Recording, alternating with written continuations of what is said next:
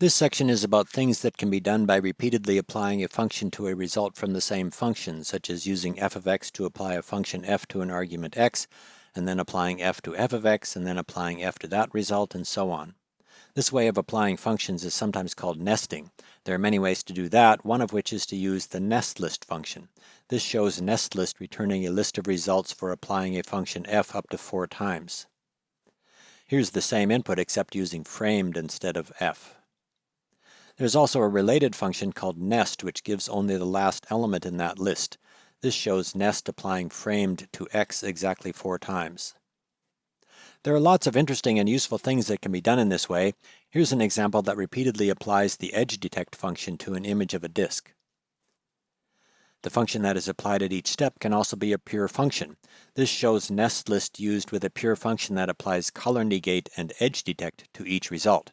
The function that is applied in that example is a pure function with the number sign character as a placeholder for the argument of the function and the ampersand character to indicate that this is a pure function. Here's an example showing the blending of colors. The result starts with red and repeatedly blends another yellow at each step. There are many calculations that can be expressed as repeated application of some mathematical operation. Here is a very simple example of that, starting with 1 and repeatedly adding 1, which gives a list of consecutive integers. This starts with 1 and repeatedly multiplies by 2, which gives a list of powers of 2. This shows repeatedly adding 1 and taking the square root of each result. Applying the n function to that list shows that the numbers converge to a value a little bigger than 1.6, which happens to be a famous number called the golden ratio. Another common application of repeatedly applying a function is in programming something called a random walk. This input starts with 0 and repeatedly applies a function that uses random choice to add either 1 or minus 1. Here's a plot of the result from applying that function 500 times. This is called a random walk because it models the position of something like an atom or a dust particle or an animal that moves in a sequence of random steps in one direction or another.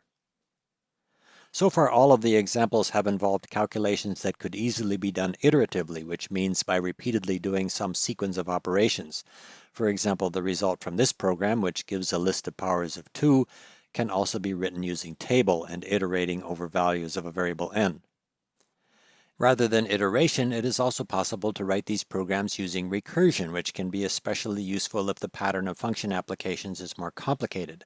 For example, this shows repeatedly applying a function that takes 2 arguments. This includes frames, which may make it a little easier to see what is going on. Here is an example using framed columns. The function here makes a column with 2 elements where each element in the column uses the result from a previous application of that same function. This example uses grid rather than column. The last element is a grid with 4 elements, each of which is a grid with 4 elements, each of which is a grid with 4 elements, and so on, all the way down to the starting element x. Here is a similar input that generates the beginnings of a fractal structure. It is possible in programs like this to get some pretty ornate structures. Here is an example that generates an elaborate result using a simple program that generates rotated nested lists of a rotated letter. With recursion, even when the result is some complicated structure like this, the program is often still pretty simple, since for the program it is only necessary to understand the function that does one of the individual steps, and the computer does the rest of the work. Here's an example that generates Pascal's triangle of binomial coefficients. The function that is applied here shows how to get from one row of Pascal's triangle to the next, and the rest of the work is done by the nestlist function. Here is that result displayed as a grid. The function in the first argument of nestlist generates each row by adding the previous row to the same row shifted over by one element, inserting 0 as the row gets longer. For example, the 4th row is the 3rd row with 0 inserted at the beginning, plus the 3rd row with 0 inserted at the end. Sometimes it is useful to think about these nested recursive structures as trees or as graphs. Graphs based on nested application of a function can be created using the nestgraph function. For example, this shows nestlist repeatedly applying a simple function, and here is that same result displayed as a graph rather than as a list of lists, with the vertex labels option included to put labels on the vertices in the graph. Here is a more complicated example where each application of the function generates a list with two elements and the result is a graph that looks like a tree. That graph starts out with the vertex labeled x, which has a connection to a vertex f of x and a vertex g of x, and each of those vertices is connected to two vertices and so on. Here's another example, this time where the vertices are integers. As in the previous example, the output of the function is a list with two elements, so each vertex has connections to two other vertices.